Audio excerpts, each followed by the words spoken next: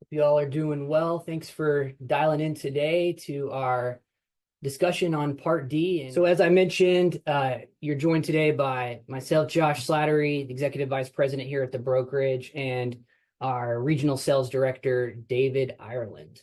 Really, the nuts and bolts of what we're going to cover today are wrapped around the Inflation Reduction Act, also called the IRA. And we're going to break down 5 elements of this. One is the redesign of Part D plans, and you've probably seen some schematics about this already, but we're going to really walk through it in detail. We're also going to cover copay smoothing, which is a new term that I'm sure you all have become familiar with, premium stabilization, and perhaps some questions from your members and how to tackle those around stabilization. And then a fundamental difference this year between the TROOP and the MOOP, the true out-of-pocket cost versus the maximum out-of-pocket cost for a beneficiary, and then the impact for both members and brokers. So first, let's just kind of start off and walk phase by phase through the redesign of Part D, kind of reacclimate yourself with some of these terms. But the deductible phase this year is $590. That's the standard deductible in 2025. That phase is not changing from 2024 other than the dollar amount. The standard coverage phase, however, is a new phase. Last year, we had the initial coverage phase, and the beneficiary pays 25%. That's the same as last year during that initial phase. And then the plan pays 75%. This year, the manufacturers are also discounting drugs in the form of a 10% reduction in brand drugs during that standard phase. And then the coverage gap phase, also known as the donut hole, this year has been completely removed. And then the catastrophic phase now begins at a $2,000 MOOP, whereas last year there was an $8,000 TROOP. So you hit that catastrophic phase much quicker this year. And the plan pays 60%, where they paid 20% last year. So a big increase to the plans. And now the manufacturers also have a 20% coverage of brand names, and the government pays 40% of generics and then 20% of brands. Really, you can look at it as the carriers pay 60% and then 40% is paid by the government and manufacturers combined. And that's down from 80% last year. So a large shift here to the carriers in the catastrophic phase away from the government. A couple of key points here as we move through the presentation, just to keep in the back of your mind, is that CMS sets defined standard benefits that must be met by each Part D offering. So there's a baseline of what a Part D plan must cover. And then carriers can enhance those offerings above the defined standard benefit. And an example of that would be like removing the $590 deductible. A lot of the plans that you all sell does not have a deductible on it. In some cases, it's only on certain tiers. Those are all enhancements to that base Part D offering. And so by lowering copays, that's another way. There's a defined standard copay for each drug, but the plans can enhance those copays and reduce them for members. So enhanced plans with reduced copayment for members may accelerate a member's movement towards the catastrophic phase, as the greater of the defined standard benefit or member cost share will count towards the $2,000 MOOP for 2025. We'll have a whole slide just on that bullet where we're going to talk about the difference in MOOP and TROOP and how you need to be aware of how that's calculated. But the message here is members are going to hit that catastrophic phase much quicker, especially if they're on enhanced plans that the deductible is removed and these copays are lowered.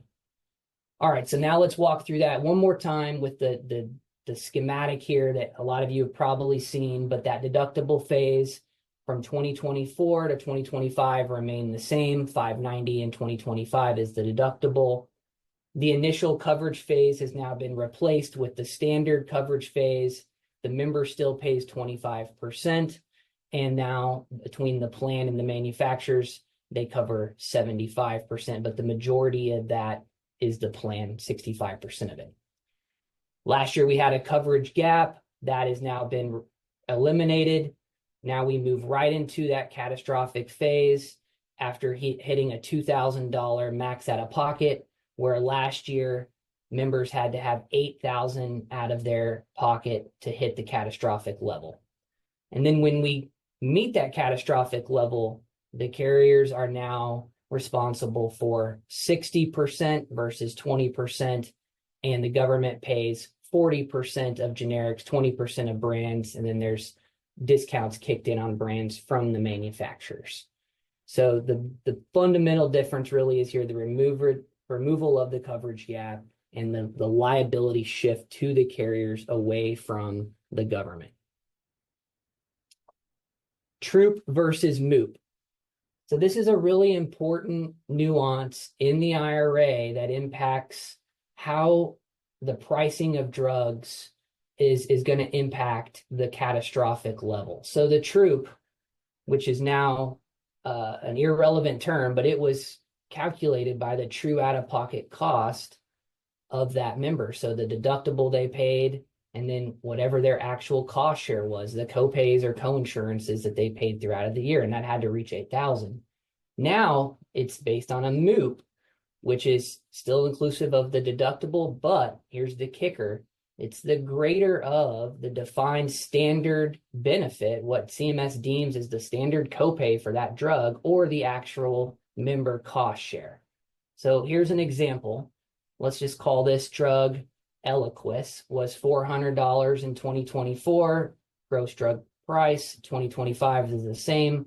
CMS defines the defined copay for that drug at $100 in this example. The actual member paid $40, but as you can see in 2024, only 40 went to the troop, but that full 100, because it was the greater of either the defined standard or the actual cost share. Of course, the defined standard was higher, so that full $100 was calculated towards the MOOP. So how are you going to know when your members are going to hit catastrophic? You're going to have to run the numbers through a system like Simply Enroll or Sunfire to be able to pull up when they're going to hit the catastrophic level. So the $2,000 MOOP is not really $2,000 out of pocket, especially for those that are on enhanced plans where they're paying far less in copay than what that defined standard copay is. So they can hit it very quickly. I've heard pretty much 2 brand drugs, and they're guaranteed to hit that catastrophic phase. And as you start running quotes, you're going to see how fast that occurs depending on the medicine cabinet. Okay, so let's now talk about copay smoothing. Copay smoothing is also just known as basically a payment plan that they can set up on their prescriptions. So beginning this year, anybody that's on an MA, PD, or a standalone PDP will have the option to enroll in a Medicare prescription payment plan. The payment plan is available for all beneficiaries, but they must opt into the program. They can opt in at the pharmacy.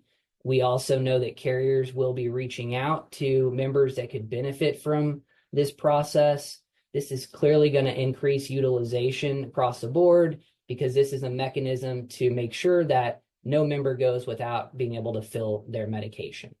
So once a beneficiary has opted into this program, the beneficiary will be billed for their out-of-pocket prescription costs on a monthly basis instead of paying that full cost up front. The cost of that prescription would be divided by the remaining months in the year. All out-of-pocket costs will be billed monthly by the plan. So while they go to the pharmacy, they set up the plan there, the actual health plan will bill them. And that'll include any costs incurred during the deductible phase of the plan coverage. There's no minimum amount required to be spent by a beneficiary to become eligible for this Medicare prescription payment plan. At this time, plans have no recourse if the member fails to make payments as agreed.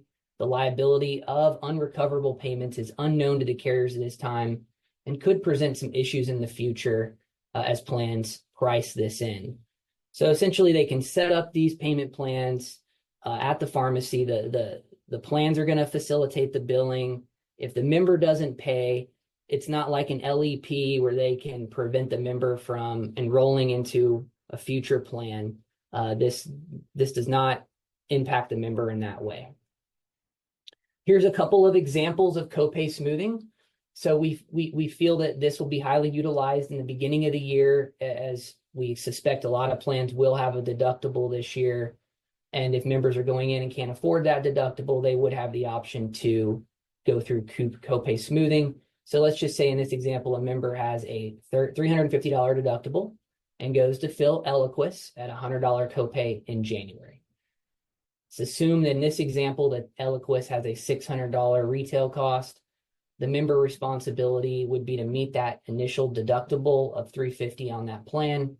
The member decides to opt into copay smoothing, which would allow them to break that $350 amongst 12 payments. So now they have a monthly payment due of $29.16 for the remainder of that year.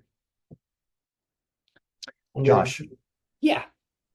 All right. We have a couple of questions with regard to this. As far as how they opt in, when they go to the pharmacy to fill their prescriptions, does the pharmacist mention something to them? Can they sign up right then and there? Or what is the process for them to sign up for the copay smoothing? Yeah, that's a great question.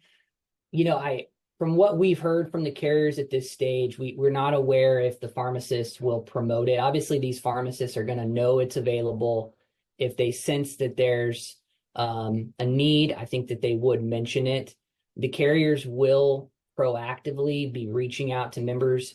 In fact, I think if they see that a medication hasn't been filled, then that would prompt that call, but it's still not completely clear exactly how that process will be facilitated, other than they are available to opt in at the pharmacy. Thank you. All right, so in example number 2 here, a member has a $350 deductible, goes to fill Eliquis in July. So we're assuming they've already met their deductible in this example. They have a $100 copay. Again, Eliquis is a $600 retail cost. The member responsibility is $100. The member decides then to opt into copay smoothing and break down that $100. There's 6 months remaining in the year, so there would be 6 payments. So now the member's set up for a monthly payment of $16.66 for the rest of 2025. So that's copay smoothing. Next, we want to talk to you about the direct subsidy. This is where we're going to get into the weeds, and perhaps you might need a calculator. And again, we don't think that you have to understand everything down to this level, but we really wanted to get into the weeds on this particular presentation just because it is helpful that you understand some of these elements. So the direct subsidy is a monthly subsidy payment made for every Part D enrollee to health plans. And you calculate that direct subsidy by taking the national average bid amount and subtracting the base beneficiary premium. So what is the national average bid amount? That is, if you take every plan that's offered through MAPD and standalone Part D and what they have declared as the price it would cost them to cover a member under Part D, they sum all of those together and divide by the number of plans, and they get the average bid amount amongst all plans across MA and Part D. They exclude supplemental benefits from the national average bid amount. So CMS creates a baseline, a standard plan that they will subsidize. Part D must offer these benefits this year. It's at least a $590 deductible, no greater, and then the standard copays. And there are certain exclusions in the national bid amount, like SNP plans. So there's a lot of filings with SNPs, but SNPs are not included. So they take this national bid amount and then they subtract out the base beneficiary premium. So the base beneficiary premium is calculated by the lesser of 25.5% of that bid cost. So the bid cost also includes what the reinsurance is. So it's the plan's segment of that, plus what the government kicks in. So the government, as you saw on a previous slide, covered 80% of drugs in the gap period. Well, and now they've reduced that down to 20% in the catastrophic phase. So that is considered the reassurance, what the government is going to pay towards the Part D out of cost. So now if you take that base beneficiary premium, it can either be 25% of that total cost from the plans and the government combined, or 6% from the prior year's base beneficiary premium.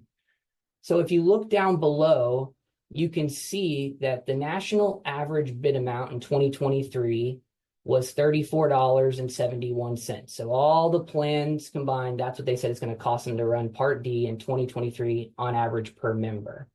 And you can see that the base beneficiary premium in 2023 was $32.74. So that left a direct subsidy. The government paid these plans $1.97 per member per month for that subsidization. Now you can see over the years through 2024 and 2025, that direct subsidy has increased tremendously. That's right in line with when the Inflation Reduction Act was put into effect. And this is one of the reasons that you're not seeing any premiums right now, because in the past, in 2023, they may have put out a $40 premium and had a $1.97 change. So that wouldn't have been a big swing. But now last year there was $30 swings. This year there can be $142 swings. So they're waiting for all this data to come back before they publish those premiums. And clearly it's costing the government a lot more now to subsidize these plans than it did in the past. So you can see that in 2024, there was a $64.28 national average bid amount. That's almost double from the year prior when Inflation Reduction Act first came into play. And now this year, with the major changes coming into effect, plans said it's going to cost us $179.25 to cover Part D. So that is a tremendous increase.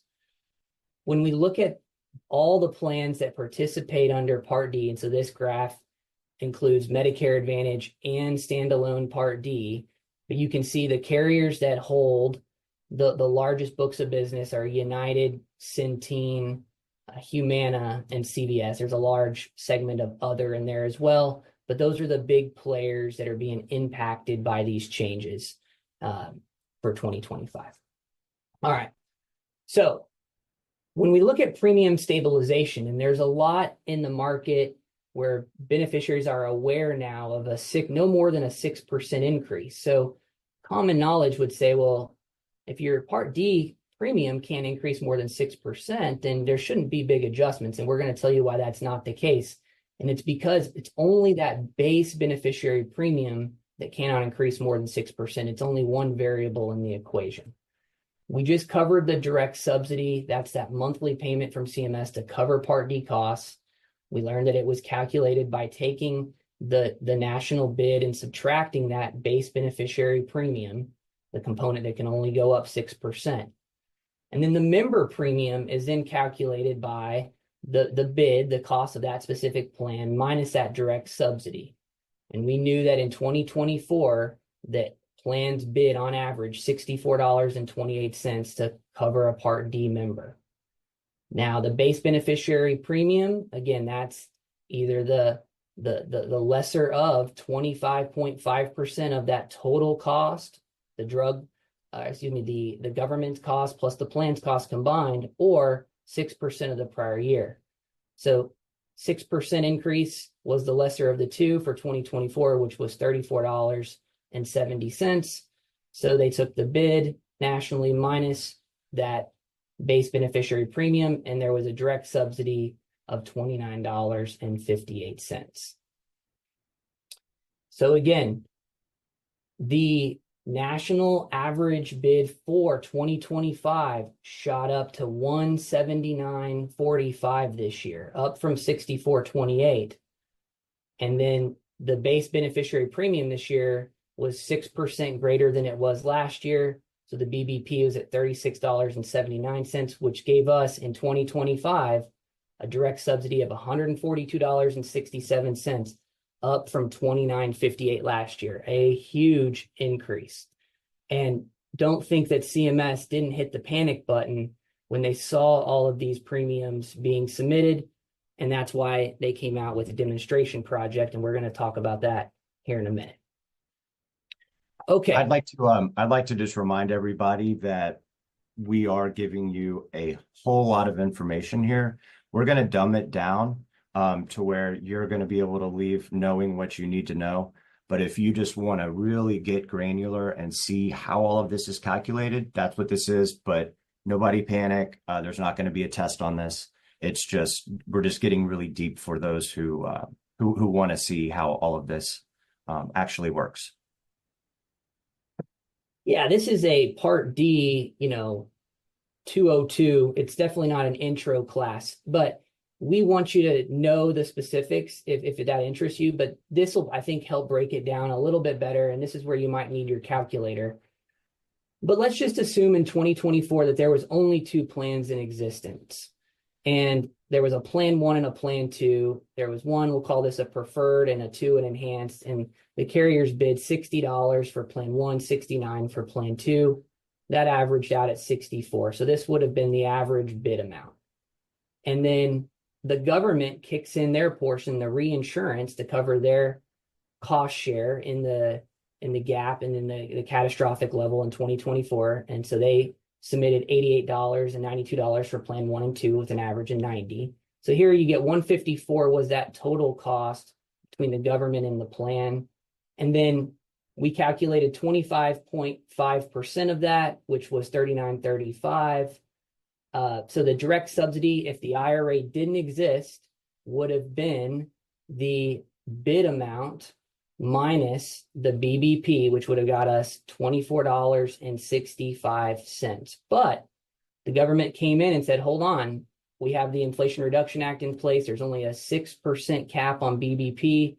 So if we took 6% increase over 32.74, the year prior BBP, then that was less than 39.35. So 34.70 was our base beneficiary premium. And as you can see here, the subsidy is calculated by the bid minus the BBP. So we ended up with a $29.30 direct subsidy. So the value of stabilization in 2024 was $4.65. And the average member premium would have been $34.70. So in this example here, plan 1, $60. That's the bid amount minus $29.30. The direct subsidy coming in for the government gave the member premium $30.70. The $69 plan minus the direct subsidy was $38.98. Now those two plans for 2025 came in much higher this year because there's much more cost to the plan. So now plan 1 is going to cost $160 and plan 2 is going to cost $180 for an average of $170. I just told you that the average came in this year at $174.97. So we were close in this model. And then the reinsurance went down. Now the government's kicking in far less than they kicked in last year because they don't have as much of a cost share.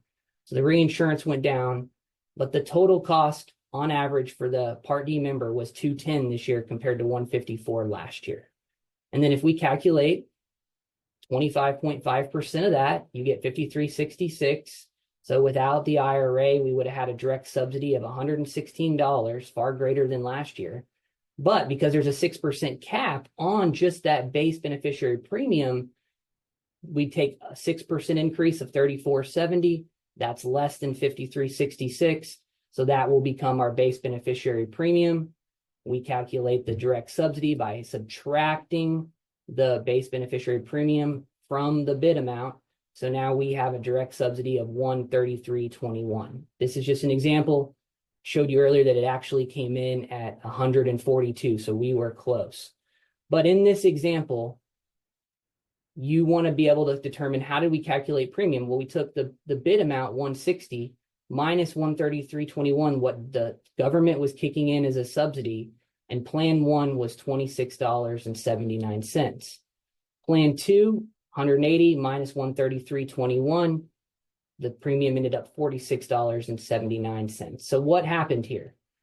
Did the premiums increase by less than 6%? No. Plan 1 actually dropped by 12%, and Plan 2 went up by 20%. But the BBP only went up 6%. So while this is a complex arithmetic here that we went through, it shows you that only the base beneficiary premium is what's regulated. Plans can go all over the place in terms of their premium. So if a member asks you, well, my plan's only supposed to go up 6%, you can say, I don't want to get into the math. It's too complex, but it's only one part. It's the basic beneficiary premium that can only go up 6%. And that's the baseline that CMS says, this is what we're willing to subsidize. You have to offer at least this much in benefits, but the plans can enhance that. And so these enhanced plans actually can change much more in premium than a basic benefit plan with just a $590 deductible and high copays. The defined standard Part D plan is subsidized, but enhancements in the plans through supplemental benefits are not. So SNPs are also not included in this calculation. Okay, so what does all this mean for members? Well, members, as I just mentioned, in enhanced Part D plans who reach catastrophic will pay far less than $2,000 out of pocket in cost share. Because that MOOP is calculated differently and it's not based on just their out-of-pocket costs, they're going to hit those catastrophic levels very quick. Some plans will experience Part D premium increases higher than 6%. So we just showed you how that works.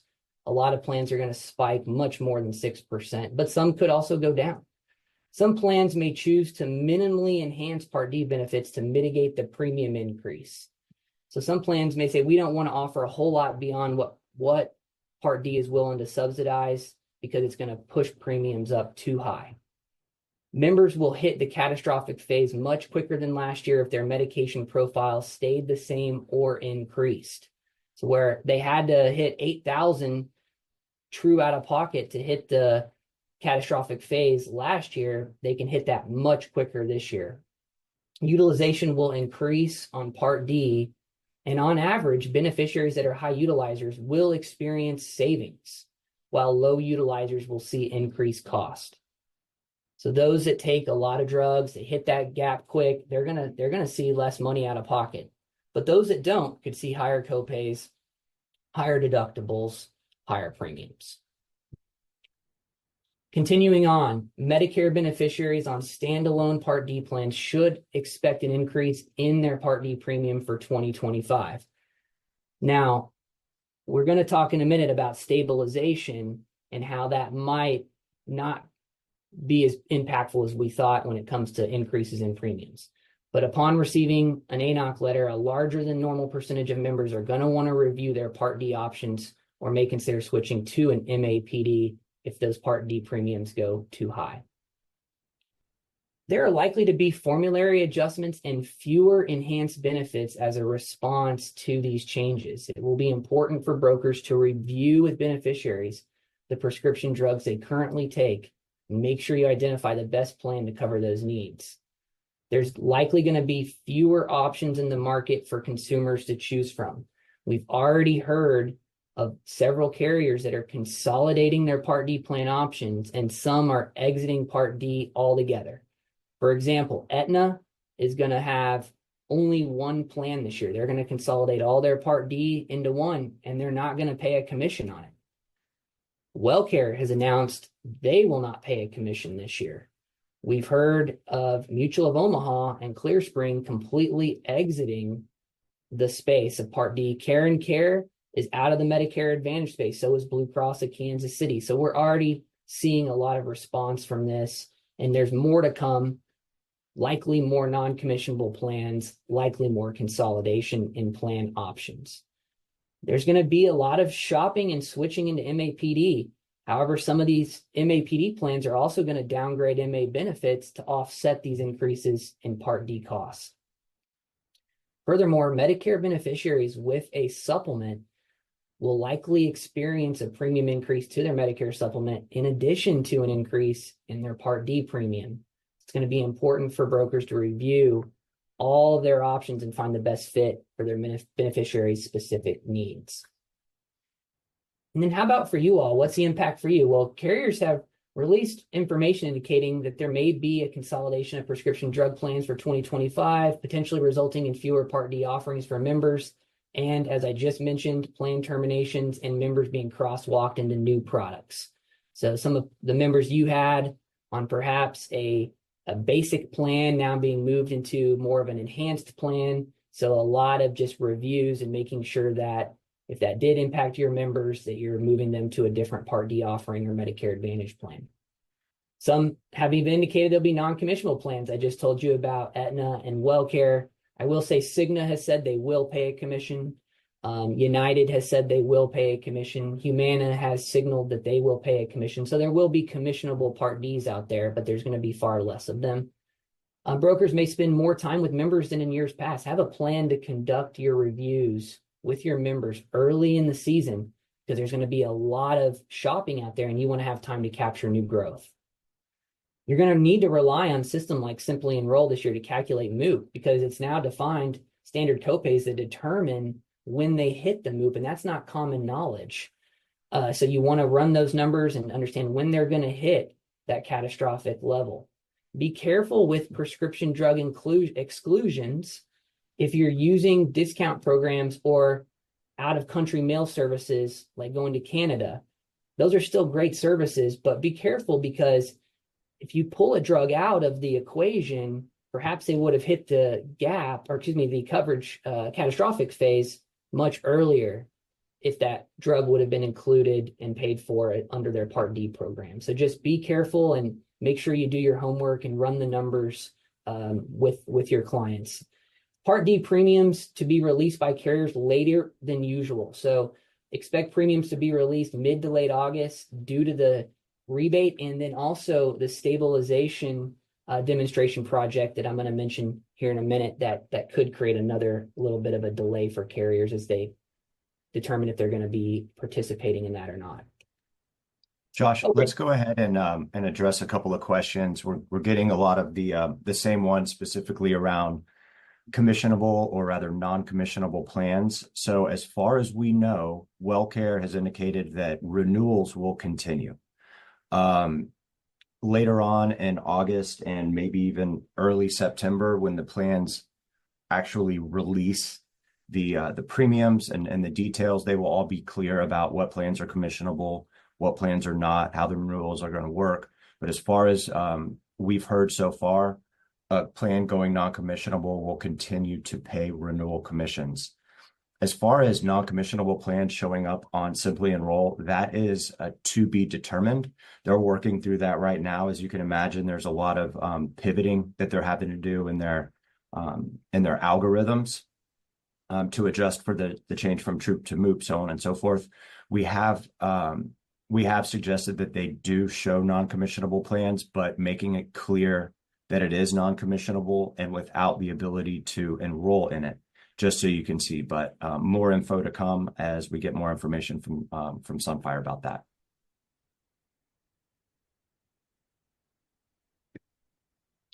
Yeah, great questions. A lot still to unfold, but we wanted to really bring you kind of everything we know at this stage, and we'll continue to provide updates as we progress into AEP.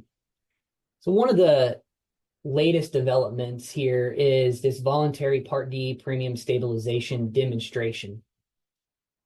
Basically, when all of those Part D premiums were being submitted and the national bid amount was coming in around 180, and if that's the average, think there were plans that probably submitted premiums of 200 plus, which would have been $100 plus premiums on a standalone Part D in the market.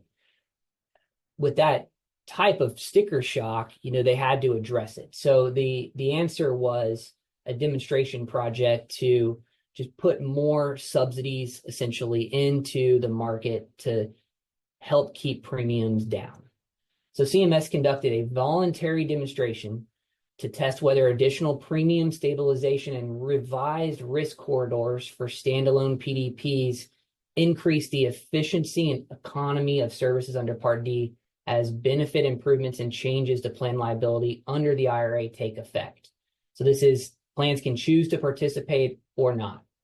Only standalone Part D plans are eligible, and plan Part D sponsors must include all plans offered. So they can only put in their standalones, but all of them have to go in. The demonstration is designed for 1 year with the terms in place and at least 2 additional years with parameters changing based on market conditions. Plans that don't opt in this year will not have access in future years. So CMS has a few levers they can pull here to basically help these premiums stay low, but the plans have to agree to stay in this demonstration project for at least 3 years. Depending on how the IRA plays out, there could be additional measures that are put into effect. So one way that they can adjust it is they can adjust that base beneficiary premium. So they'll put a uniform reduction of $15 in place for all plans that are participating. That'll help keep premiums down. If that isn't enough, then there's a year-over-year increase limit of $35 that will be imposed on a plan's total Part D premium. And there's risk corridors that will be adjusted to provide for greater government risk sharing to mitigate potential plan losses.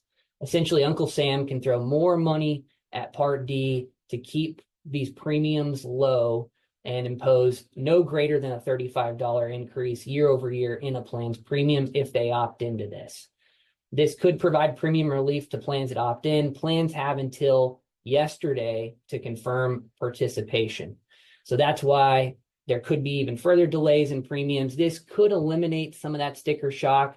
We were hearing from carriers that we could see, $100 plus premiums on all Part Ds across the board. I think that that's no longer the case.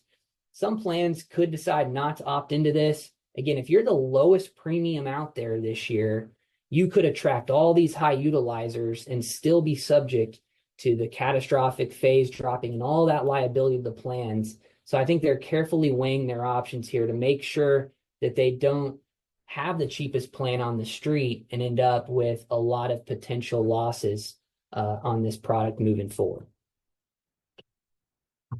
Okay, so how do we help you with all this?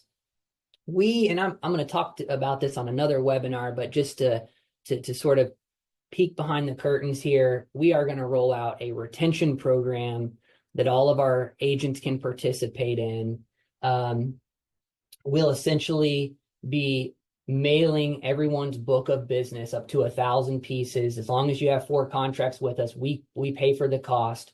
You're going to be able to go into the broker link, customize a letter with your information, and that letter will encourage your agent or your members to contact you and schedule a plan review.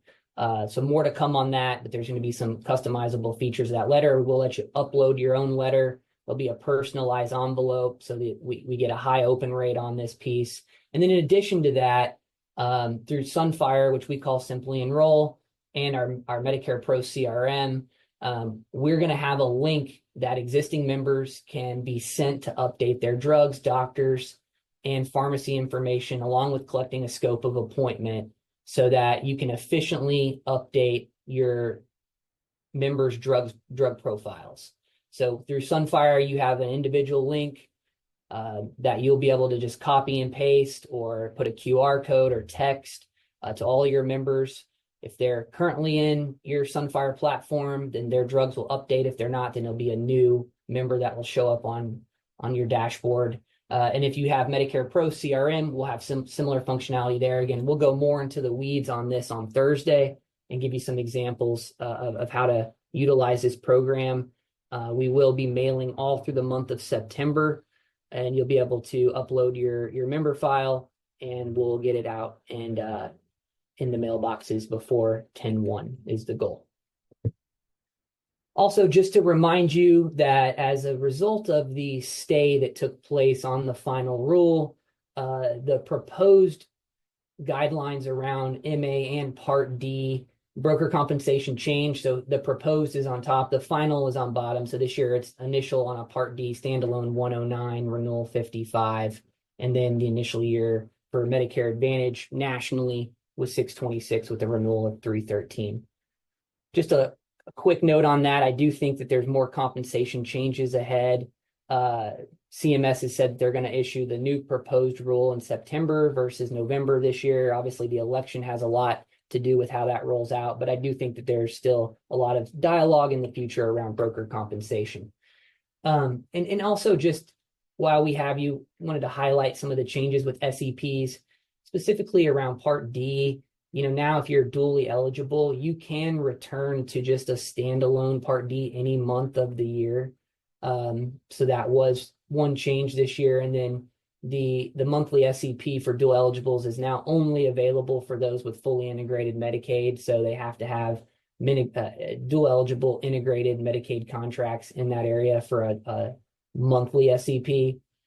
Other than that, the duals now just move during AEP and OEP, or if you have weather-related SEPs or other qualifying SEPs. The gaining or losing Medicaid still exists. So that's if they gain or lose Medicaid status, that does grant an SEP. Or if the level of that Medicaid changes, they go from a partial to a full, then that could also create an SEP. And thanks for your time, everybody. Thank you.